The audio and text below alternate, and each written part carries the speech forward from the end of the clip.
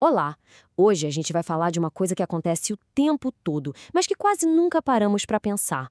Um processo meio invisível, sabe? Que molda a nossa realidade. O conflito das interpretações. Sabe aquela sensação de estar numa conversa, usando exatamente as mesmas palavras que a outra pessoa, mas parece que vocês estão em planetas diferentes? Pois é, todo mundo já passou por isso. É aquele momento frustrante em que parece que existe um abismo entre o que é dito e o que de fato é entendido.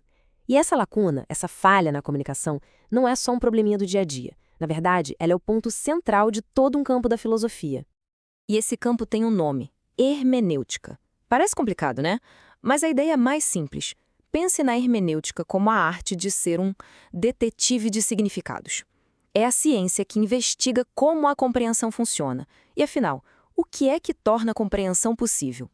O nosso roteiro de hoje é este aqui. Primeiro, a gente vai entender por que o mal-entendido é quase a regra do jogo. Depois, vamos ver como tentaram criar um método para resolver isso.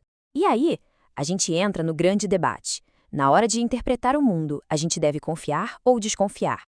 Vamos começar com uma ideia que pode soar um pouco radical. E se um mal-entendido não for um acidente, um erro? E se ele for, na verdade, o nosso ponto de partida? O filósofo Schleiermacher chegou a dizer exatamente isso, que toda comunicação começa, na verdade, a partir de um mal-entendido. E isso é crucial. Sabe por quê? Porque não existe uma percepção pura, direta da realidade. Cada informação que a gente recebe, seja lendo, ouvindo ou só observando, passa pelo filtro da nossa interpretação. E isso não é só um exercício de faculdade. É algo que fazemos o tempo todo, sem nem perceber. Ok, então, se o mal-entendido é regra e não é exceção, o que fazer? Como superar isso? Bom, a resposta que a história deu foi bem ambiciosa. Vamos transformar a interpretação numa ciência, com métodos objetivos que qualquer um pudesse repetir.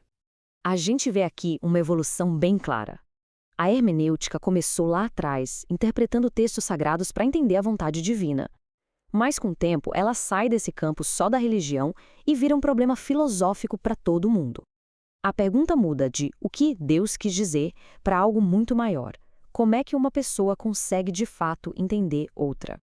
E o objetivo era muito ousado. A ideia era que, com um método certo, quem interpreta poderia ir além das limitações do autor e descobrir um significado mais profundo do que o autor originalmente pensou. Parece um paradoxo, né? Mas foi essa ambição toda que preparou o terreno para a crítica que viria no século XX.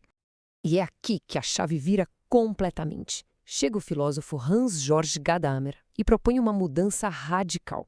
Ele basicamente diz: esqueçam essa busca por um método científico.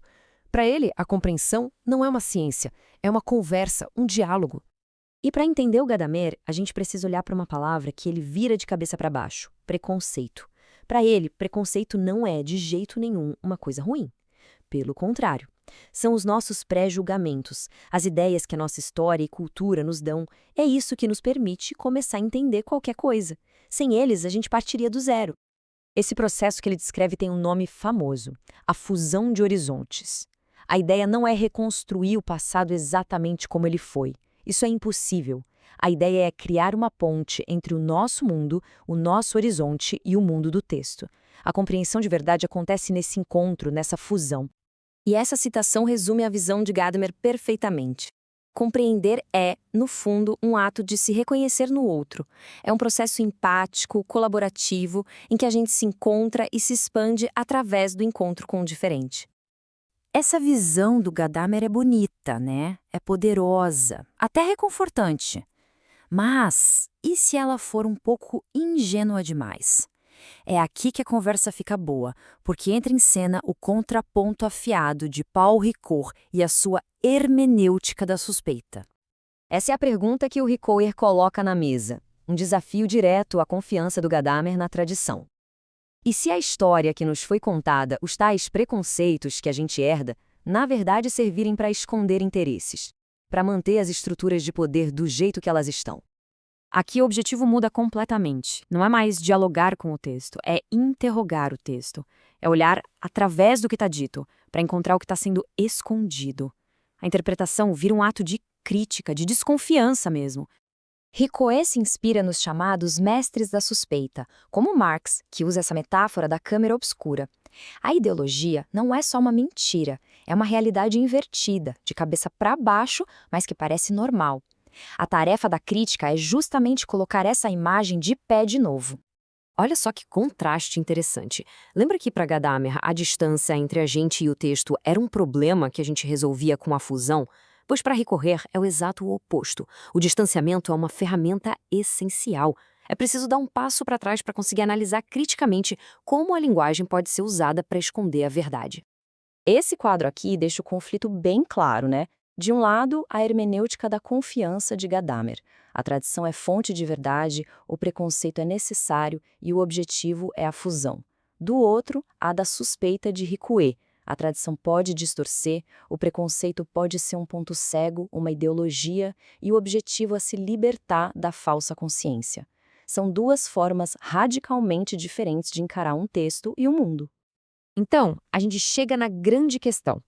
Qual dos dois está certo? Confiança ou crítica? Bom, talvez a resposta não seja escolher um lado, mas sim entender que essas duas abordagens criam uma tensão vital e constante. Então, no final, ficamos com esses dois caminhos. O primeiro, o da confiança, busca a verdade no texto, num gesto de abertura e pergunta: o que esse texto está querendo me dizer? O segundo, o da crítica, busca a verdade por trás do texto, com desconfiança, e pergunta: o que esse texto está querendo esconder? E talvez o ponto crucial seja exatamente este. Uma interpretação completa, realmente madura, precise navegar essa tensão. É preciso ter a humildade para ouvir o que a tradição tem a dizer, mas, ao mesmo tempo, ter a coragem para questionar as estruturas de poder que ela pode carregar.